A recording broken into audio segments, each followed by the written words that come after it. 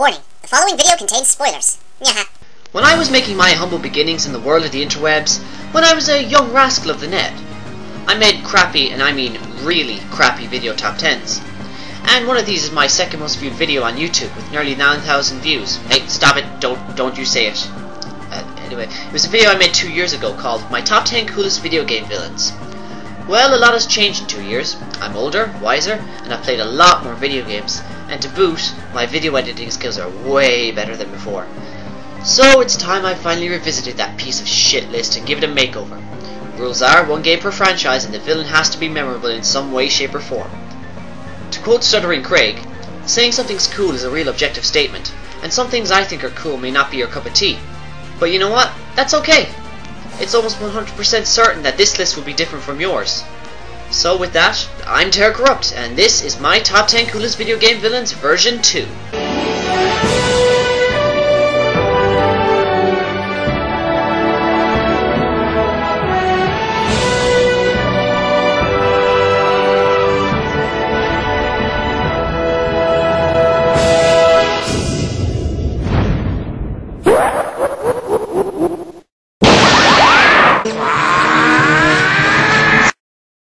I don't have the capacity for love, Janice.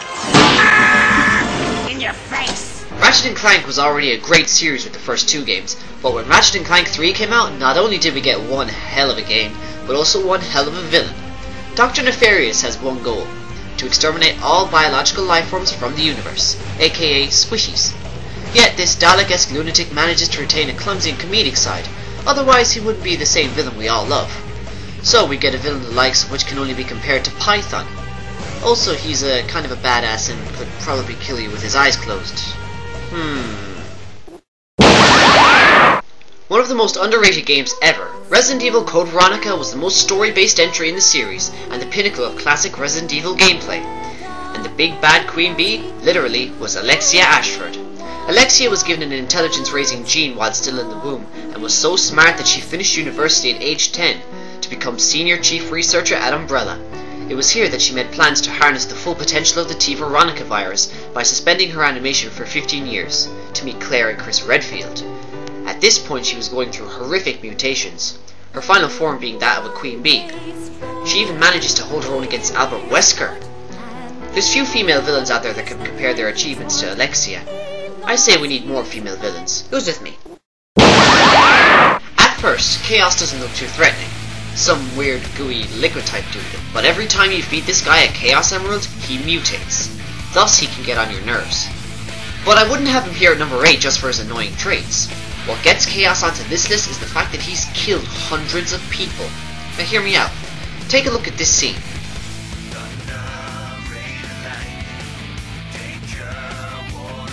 Not a human in sight, eh?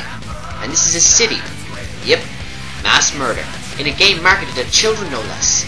Chaos, you're one jolly blue badass, and we wouldn't have it any other way. Chrono Trigger is awesome. Undeniable, don't even try. But one of its most striking features is the fact that it's based around one figure, and trying to stop him over the course of many periods of time. And this is a villain that has no motivation or personality, yet he's still going to destroy the world. I mean, this guy is so badass that they pretty much copied the idea of an unstoppable monster for Final Fantasy X.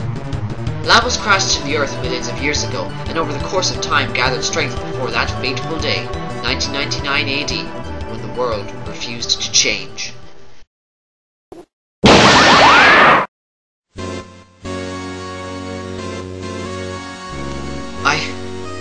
I can't say anything. It's like staring into the depths of hell. I can't move.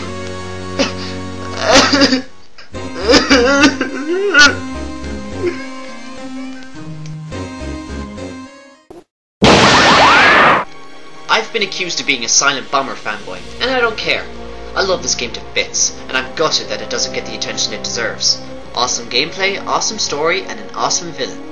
Benoit is an international political criminal and chess master who manipulated various revolutions. He assumed a different identity and embraced a different ideology for each conflict. He believes that revolution is like chess and uses people as game pieces. He was Utah's commanding officer at one point, and at the end of the game attempted to crash the Dante into Hornet, destroying it. He's one of the most infuriating final bosses I've ever faced, back in the days when final bosses used to be as hard as freaking hell. Also, Jolly Green Giant for the win.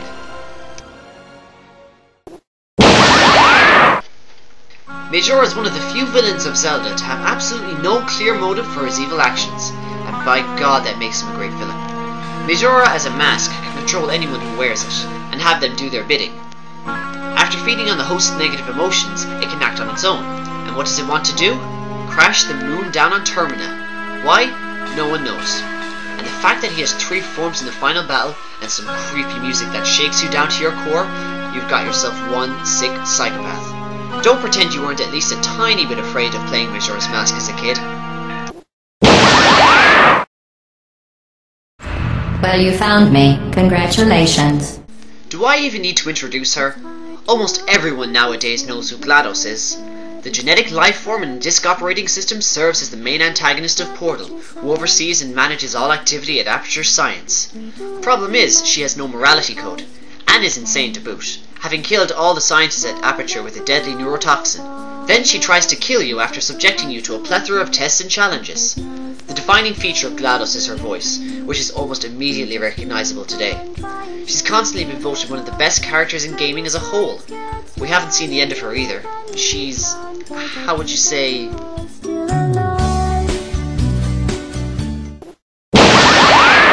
They say originality has been dead for the past few years.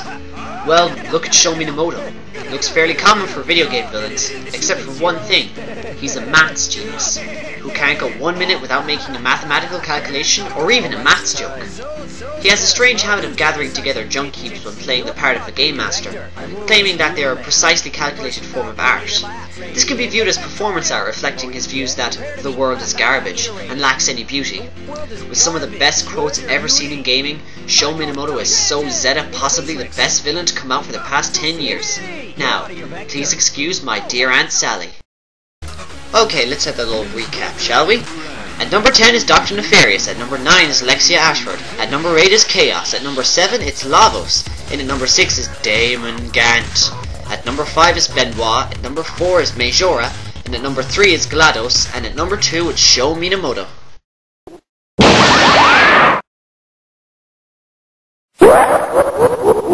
Big shocker, eh? Well, it's my list. You have a problem, then make your own. It is my humble opinion that Kefka Palazzo was the greatest video gaming villain of all time. Once a lowly general for King Gestal, Kefka is most well known for one thing that hadn't been done in gaming. He actually did destroy the world. He won. He achieved his goal. The good guys lost. Yeah, he was defeated within a year, but still, how many villains can you name that have that claim other than Ganondorf? What sets Kefka apart is his insane personality. This guy is sick in the head, psychotic. Hannibal Lecter would be scared of this guy. Combine the fact that in the second half of Final Fantasy VI, he's the closest thing to God, with the same personality. Oh, and 3 words. Light of Judgment. Kefka, you're one crazy mother, and I love you for it.